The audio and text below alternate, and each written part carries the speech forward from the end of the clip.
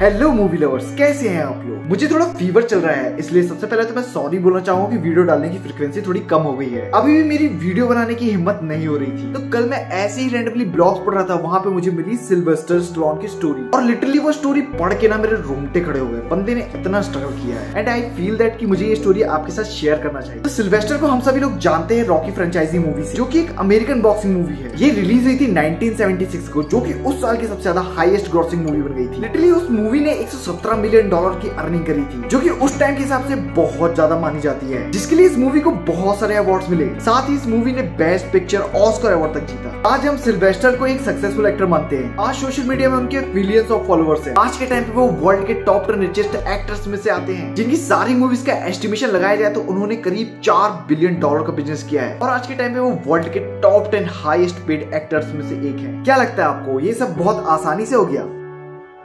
Sylvester का luck इतना खराब था कि आप इमेजिन भी नहीं कर सकते। और जो भी चीजें मैं सिल्वेस्टर के बारे में आपको बताने वाला हूँ, उनके सामने आपको आपकी प्रॉब्लम्स बहुत छोटी लगने वाली है। तो सिल्वेस्टर के पैदा होने के साथ ही उनकी लाइफ में मुसीबतें आना स्टार्ट हो गई। वो ये था कि डिलीवरी में कॉम्प्लिकेशन होने के कारण उनके आधा फेस पैरालाइज हो गया था, जो कि आप अभी भी सिल्वेस्टर के फेस में देख सकते हैं। कुछ टाइम बीतने के बाद उसकी फैमिली में डिवोर्स हो जाता है। उसी कारण सिल्वेस्टर को मेंटली बहुत ज्यादा सफर करना पड़ा। वो स्टडी में भी फोकस नहीं कर पा रहे थे और बहुत सारे स्कूल्स ने भी उनको अपने यहाँ से रिजेक्ट कर दिया था। उसके बाद उन्होंने डिग्री कंप्लीट होने से पहले ही ड्रॉप आउट ले लिया। अब स्टाइलर ने डिसाइड किया आगे एक्टर बनने का, और एक्टर बनने की ड्रीम को कंप्लीट करने के लिए वो न्यूयॉर्क आ गए। तो न्यूयॉर्क आने के बाद सिल्वेस्टर ने अपना असली स्ट्रगल स्टार्ट किया। बहुत ज्यादा धक्के खाए और बहुत ज्यादा ऑडिशंस दिए, पर हाथ कुछ नहीं आया। तो सिल्वेस्टर स्क्रिप्ट्स लिखने का भी काम करते थे, तो इसमें भी उन्होंने अपना हाथ आजमाया, बट किसी को उनकी स्क्रिप्ट पसंद आई ही नहीं। यहाँ से भी उनको रिजेक्शन मिलता है। आगे चल के सिल्वेस्टर को छोटे मोटे रोल मिलने लगे, बट वो रोल्स ऐसे होते थे कि उनको रिकॉग्नाइज भी नहीं किया जाता था। इतना सारा टाइम देने के बाद भी उनकी करियर ग्रोथ बिल्कुल डाउन हो चुकी थी। फिर भी उन्होंने अपने फाइनेंशियल एस्टैब्लिशमेंट के लिए इस काम को कंटिन्यू रखा, बट पैसे ना के बराबर आ रहे थे। तो कंटिन्यू करने का एक और रीजन ये भी था कि कभी न कभी कोई ना कोई उनको रिकॉग्नाइज करेगा और शायद उनको कोई ब्रेक मिल जाए, बट ऐसा नहीं हुआ। इसी बीच में उनकी शादी भी हो जाती है और उनकी जिम्मेदारियां और भी बढ़ जाती है। यहाँ पे सिल्वेस्टर ने अपनी मेहनत को और बढ़ाया, बट टाइम बीतने के साथ वो और भी ज्यादा फाइनेंशियली ब्रेक होते जा रहे थे। और एक टाइम तो ऐसा आया, वो और उनकी फैमिली खाना खाने तक के लिए जूझ रहे थे, बट उनने फाइट करना बिल्कुल नहीं छोड़ा। उनकी हालत खराब होने का अंदाजा आप इस बात से लगा सकते हैं कि खाने के लिए उन्होंने अपनी वाइफ की ज्वेलरी तक बेच दी। सिचुएशंस और बस से बदतर होती गई।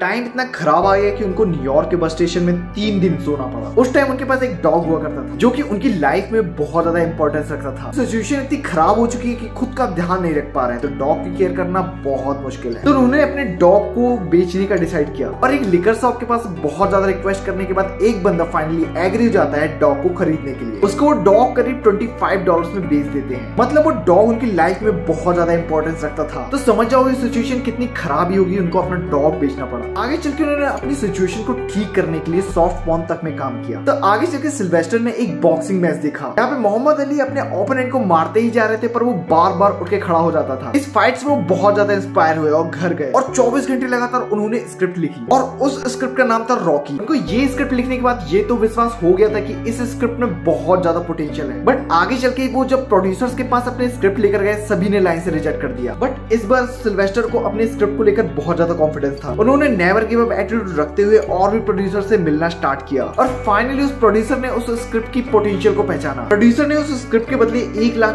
देने का ऑफर सामने रखा। मतलब कि एक बंदा जिसके पास कुछ भी नहीं है, खाना खाने तक के पैसे नहीं है, उसको मिल रहे हैं $1 लाख।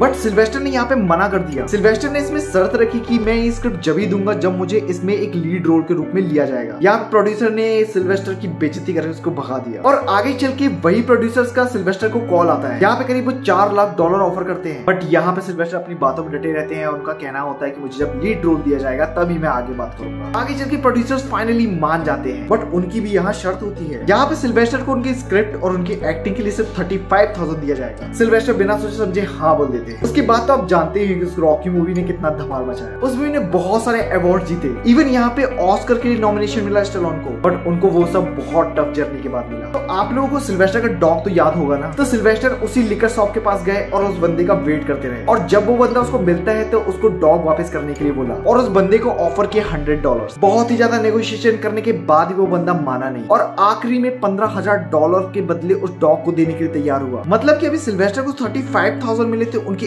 एक्टिंग और उनकी राइटिंग के लिए, और उसमें से $50,000 उन्होंने डॉग के लिए दे दिए। मतलब कि $25 में उस टाइम स्टैलोन ने अपना डॉग बेचा था। तो क्या हालत रही होगी स्टैलोन की उस टाइम, बट आज के टाइम पे स्टैलोन क्या है वो बताने की जरूरत है। तो आई होप सो गाइस आपको वीडियो पसंद आई होगी, और अगर आप लोगों को वीडियो पसंद आई होगी तो चैनल को सब्सक्राइब करना बिल्कुल मत भूलना, और लाइक करने के साथ कमेंट सेक्शन में बताना कि आपको ये वीडियो कैसी लगी। मिलते हैं हम नेक्स्ट वीडियो में, तब तक के लिए बाय।